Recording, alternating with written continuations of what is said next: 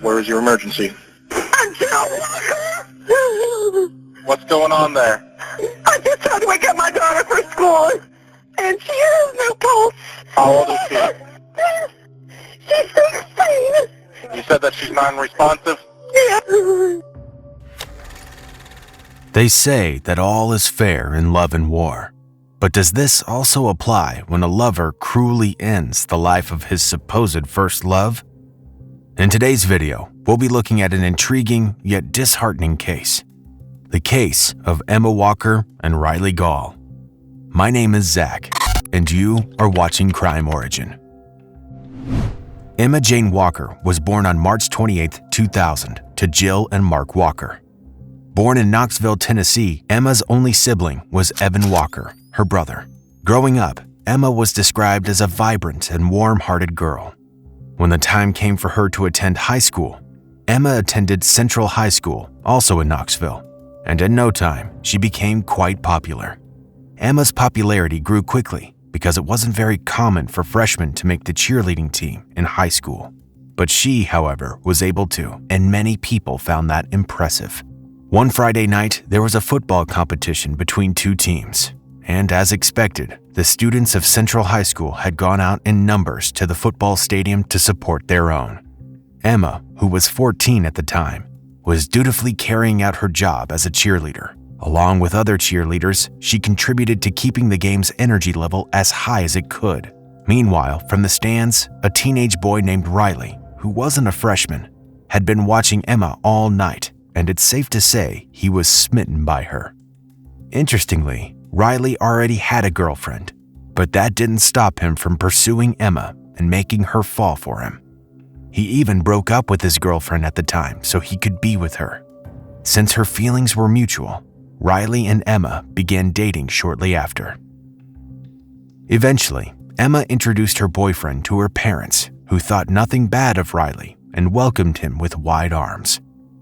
Jill Walker, Emma's mother, had expressly stated that Riley was quite nice and very polite. Mark Walker, Emma's father, was also of the opinion that Riley was well-mannered, so they had no issues with him until one day. Emma's parents had begun to notice some changes in Emma. They never had any problems with Riley coming to their home to spend time with their daughter, but they began to grow suspicious after they perceived that some things were going on behind their backs. Emma's father then decided to install some surveillance cameras around the house. Through the camera footage, the concerned parents discovered that Riley used to sneak into their daughter's room at night, so they began to get wary of their daughter's relationship with Riley. On the other hand, Emma's friends had also been rooting for their relationship with Riley at the beginning.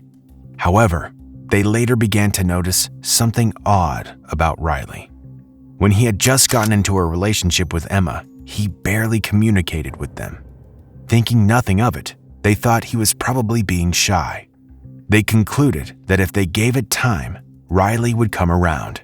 However, Emma's friends later discovered that Riley had intentionally kept away from them and was even trying to stop Emma from hanging out with them.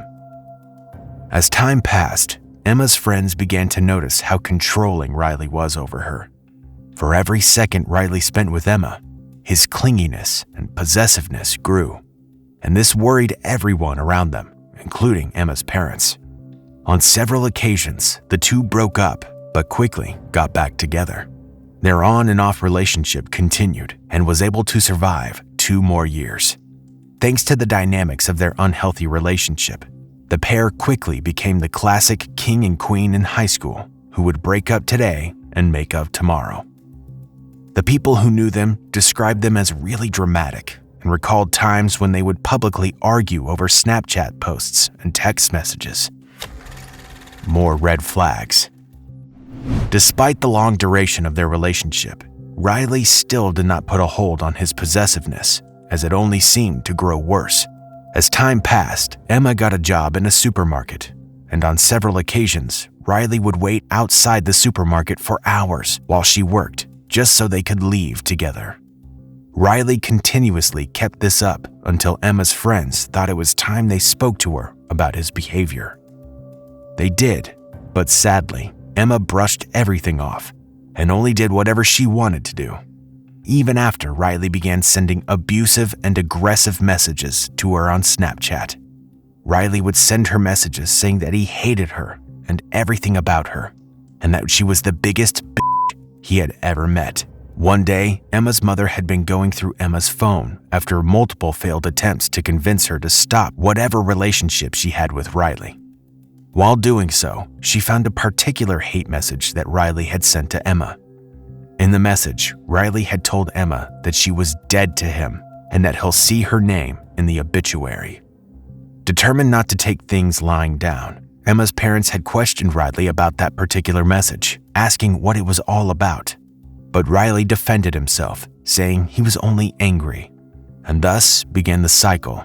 Time after time, Riley would throw abusive messages at Emma and would afterward send a message apologizing to her and also expressing his love for her. Despite several warnings from Emma's parents to end their relationship with Riley, Emma refused to listen. Her refusal then made Jill and Mark take matters into their hands. They banned Riley from their house and also seized Emma's phone so she would no longer be able to communicate with Riley. Sadly, while Jill and Mark might have conscious efforts to keep the teenagers apart, their efforts were not successful. Riley got Emma an iPod Touch, which enabled them to resume their regular texting.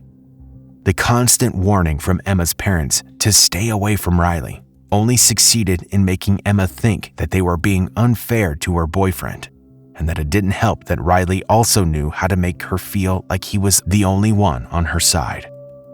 By September 2016, Riley had been able to secure an admission into a college in Knoxville, while Emma was still in high school, junior year. By this time, Emma's parents had even employed stricter measures to keep Emma and Riley apart. During the Halloween season that year, Emma's parents had grounded her. They prevented her from going anywhere else except to school and cheerleading practice. Surprisingly, their efforts were successful this time. According to her parents, she went back to her old self and didn't always lock herself up in her room like she used to. She began to come out to spend time with her parents and even eat dinner together. As a matter of fact, she even sent a message to Keegan Lyle, one of her friends, saying that she and Riley were over for good. Keegan said that Emma had come to realize that she deserved better, and of course, following this realization, everyone was happy for her. The breakup and aftermath.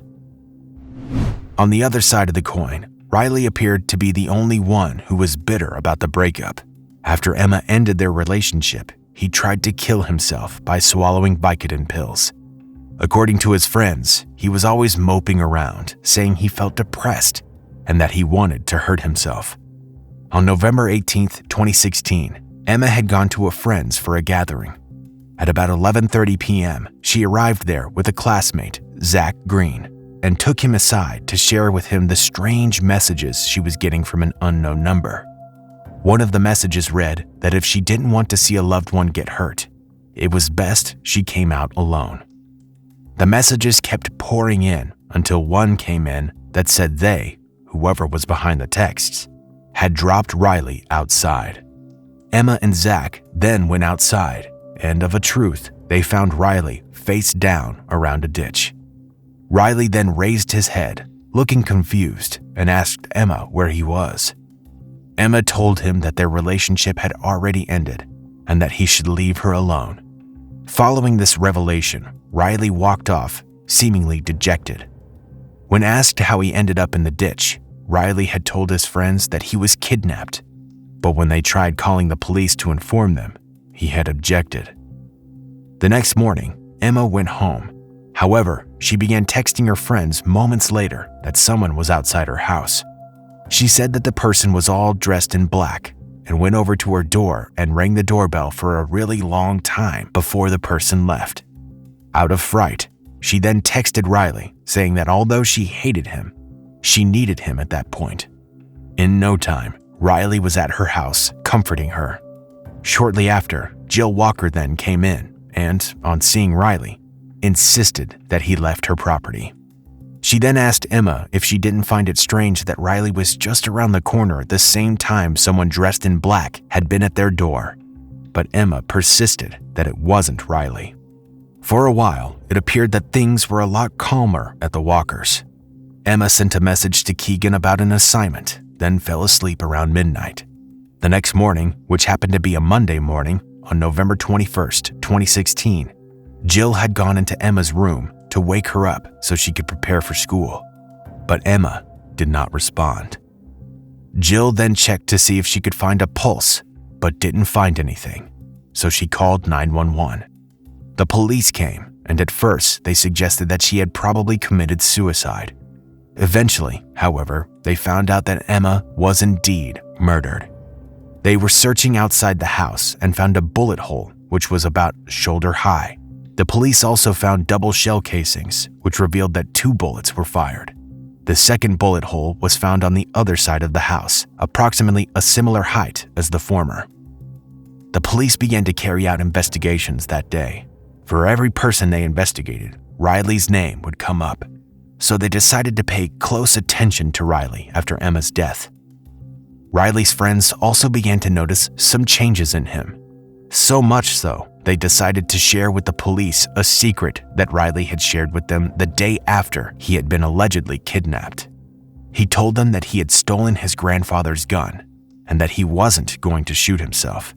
He only wanted to protect Emma and himself from people who were threatening them. Another of Riley's friends, Walton, had also informed the police that Riley came to him asking if he knew how to remove fingerprints from a gun. After the police got a hold of this information, they brought Riley in for questioning. Riley lied about everything, from going to Emma's the day before and taking his grandfather's gun, even though his grandfather had reported that his gun was missing, to never asking Walton anything about removing fingerprints from a gun. After he was deemed free to go home from his interrogation, Riley immediately texted his friends asking why they had told the police about the gun and demanding that they shouldn't mention anything else to the authorities. And that they didn't do, because they figured out that Riley was probably lying to the authorities. His friends joined forces with them to bring in Riley. The day after Riley was murdered, a Tuesday night, Riley had called Walton and his other friend, McCarty, to go out with him so he could dispose of the gun. They informed the police, and despite the warnings from the police, they decided to go. They said that they would help the police get the murder weapon, so the police suited the boys up with microphones, a transmitter, and a hidden video camera. Fortunately, the operation turned out successful, and the police caught Riley just as he was about to throw the gun into the river. In addition to recovering the gun, they also found some gloves and black outfits, which provided that Riley was indeed the man Emma described as the man dressed in black. In line with the law, Riley was then arrested. Riley's trial, incarceration, and imprisonment. In May 2018, during Riley's trial, his defense attorney had explained that Riley hadn't intended to kill Emma, but to scare her. However, since all evidence pointed at Riley and proved that he was guilty, Riley was found guilty of first-degree murder, stalking, reckless endangerment, theft, and possessing a firearm during a felony. Riley's sentence was life in prison with the chance of parole after 51 years. During his sentencing, he apologized to Emma's parents, saying he hadn't intended to kill their daughter. I would like to sincerely apologize to the Walker family for causing nothing but pain and turmoil to their entire family. My words may carry little to no value to you, but I found it imperative to let you know the truth. That I'm sorry I took Emma away from you. That I robbed you of the experience of being able to watch your daughter grow up.